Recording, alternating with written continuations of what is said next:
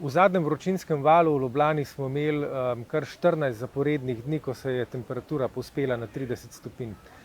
Nič bistveno ni bilo bolje drugod po Sloveniji, da o obali sploh ne govorimo.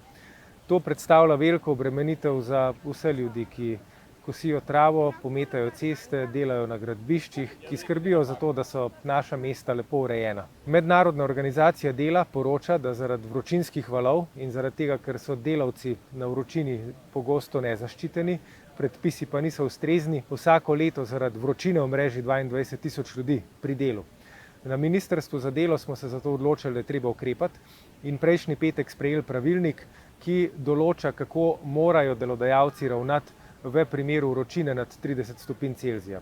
Glavni ukrep je tale. Vsi, ki delajo na prostem, bodo po novem morali na 2 do 3 uri dobiti pauzo, 15 minut, z napitkom, da se lahko ohladijo in da vsaj na ta način z senco in hladno pijačo preprečujemo delovne nezgode ali pa konec koncev zdravstvene težave, ki lahko zaradi dela na vročini nastopijo.